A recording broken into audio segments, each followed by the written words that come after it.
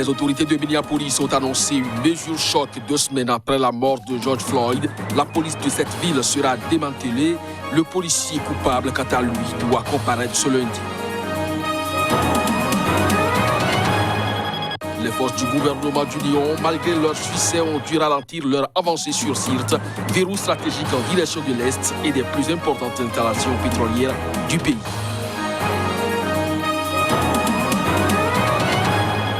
Une partie des commerces commence à rouvrir en Algérie dans le cadre de l'assouplissement des mesures contre le coronavirus. Le confinement partiel reste en vigueur dans la majeure partie du pays jusqu'au 13 juin prochain.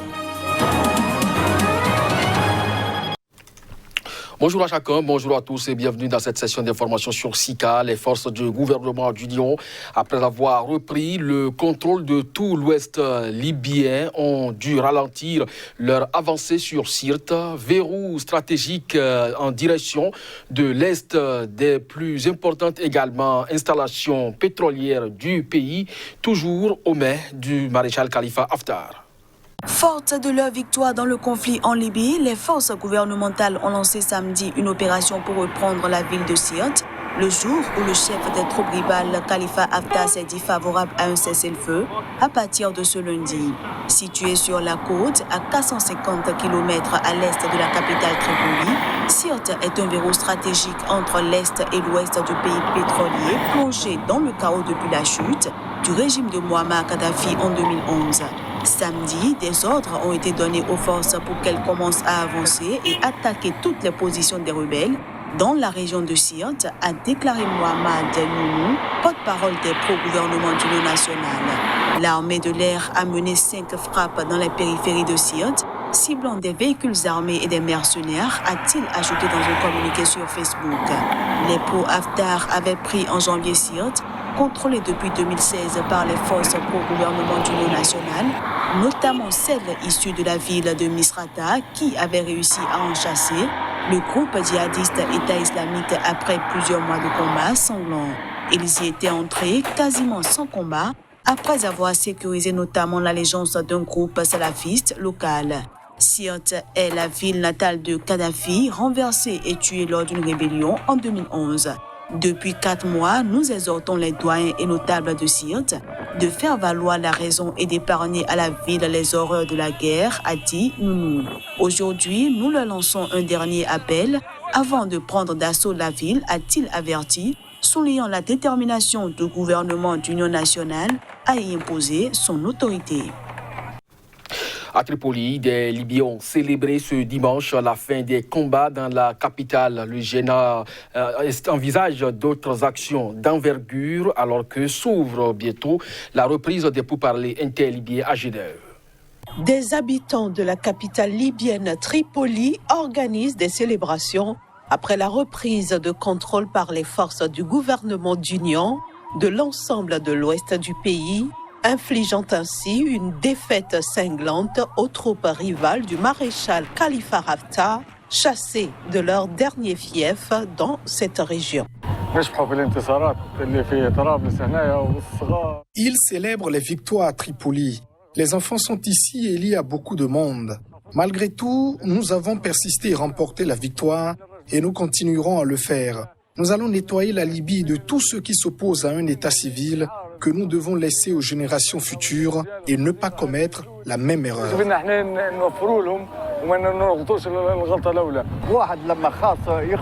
Lorsque quelqu'un perd, il essaie de s'absoudre.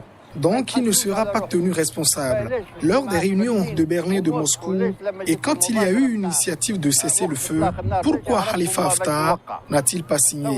Il signe après avoir perdu la guerre. Il n'a pas perdu une bataille, mais la guerre. Il veut gouverner la Libye de toutes les manières possibles et devenir un deuxième Muammar Kadhafi. Khalifa Haftar fait maintenant une initiative et veut tenir des discussions alors que c'est fini et qu'il n'a plus de pouvoir.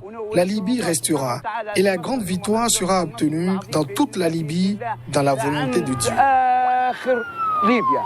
Plus de 16 000 Libyens ont été déplacés lors des derniers combats qui ont vu les forces du gouvernement d'union reprendre le contrôle de tout l'ouest du pays aux dépens des forces du maréchal Haftar. C'est ce qu'a indiqué ce dimanche la mission des Nations Unies.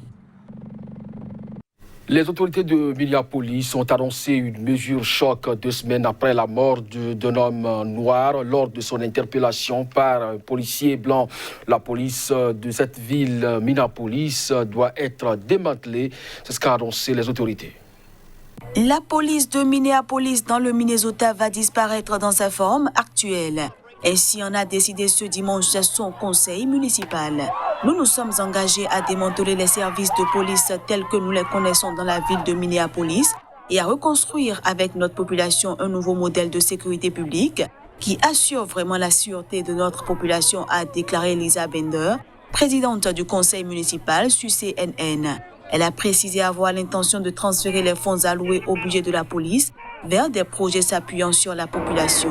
Le conseil municipal compte également examiner la façon de remplacer la police actuelle, a-t-elle ajouté.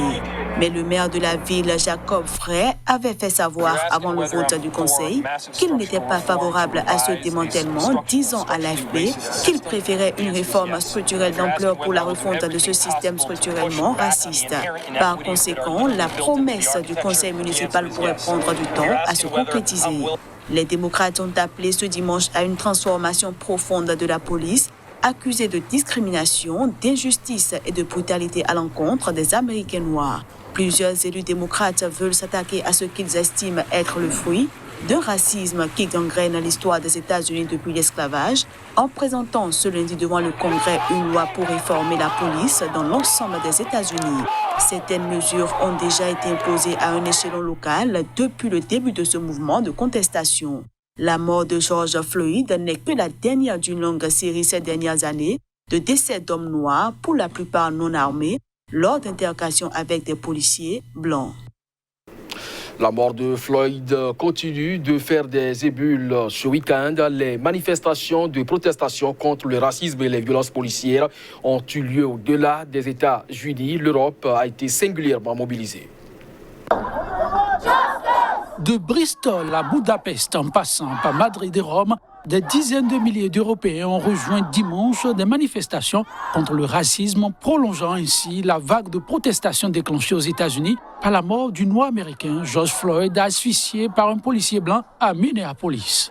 Quelques 3000 personnes, selon la préfecture de Madrid, se sont rassemblées à la mi-journée devant l'ambassade des États-Unis à Madrid, dénonçant la mort de George Floyd. À Rome, une manifestation imprévue a réuni sur la vaste Piazza del Popolo des milliers de jeunes qui se sont agenouillés en silence, le poing levé pendant 9 minutes, le temps durant lequel le policier Derek Chauvin a appuyé son genou sur le cou de George Floyd jusqu'à sa mort. En se relevant, ils ont crié « Je ne peux pas respirer ».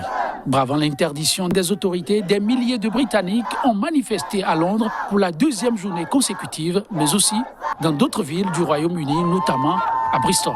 Dans cette ville du sud-ouest de l'Angleterre, au passé esclavagiste, une statue du négrier Edward Colston a été déboulonnée, puis piétinée par les manifestants une fois tombée au sol. La veille à Londres, une manifestation pacifique de milliers de personnes s'était terminée par des échauffourées. La police a dû charger pour disperser des protestataires qui leur lançaient des bouteilles et des jets de pierre. Même constat à Bruxelles, où des affrontements ont opposé dimanche des casseurs à la police à la fin d'une importante manifestation contre le racisme et les violences policières à laquelle ont participé près de 10 000 personnes. En Algérie, une partie des commerces a commencé à rouvrir dans le cadre de l'assouplissement des mesures prises pour lutter contre le nouveau coronavirus. En ce qui concerne le confinement partiel, il reste en vigueur dans la majeure partie du pays jusqu'au 13 juin prochain. La feuille de route du gouvernement algérien dévoilée jeudi dernier prévoit une opération de déconfinement progressive, flexible et adaptée à la situation épidémiologique avec une reprise d'une partie des activités commerciales. Sont notamment autorisées à ouvrir les agences de voyage, les agences immobilières, les entreprises du secteur BTP, les galeries d'art, les boutiques de sport, de jeux et de jouets, ainsi que les pâtisseries. Par contre, tous les commerçants sont tenus de respecter de strictes mesures de prévention. C'est une très bonne nouvelle. Bien sûr, après le confinement de 2 mois, on est resté à la maison quand même de 2 mois, sans faire du sport, sans rien. Du coup, on est très contents. La seconde phase du plan de déconfinement qui doit débuter le 14 juin prochain concernera d'autres activités comme les déplacements en taxi ainsi que la restauration. Fin mai, le gouvernement a reconduit le confinement partiel à domicile jusqu'au 13 juin prochain dans 44 des 48 préfectures d'Algérie et l'a totalement levé dans les 4 autres préfectures, dont 3 dans l'extrême sud désertique du pays. Les mesures de confinement se traduisent par un couvre-feu de 17h à 7h, soit 16h à 6h GMT dans les 16 préfectures les plus touchées, dont Alger et Oran, et de 19h à 7h dans les autres.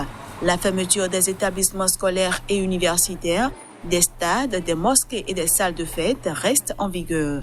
Selon le comité scientifique de suivi de l'évolution du coronavirus, 10 050 cas de contamination ont été officiellement recensés en Algérie, dont 698 décès depuis l'enregistrement du premier cas le 25 février dernier. C'est sur cette information que se referme ce journal. Merci à vous de nous avoir suivis. Très bonne journée en compagnie des programmes de SICA. À très bientôt.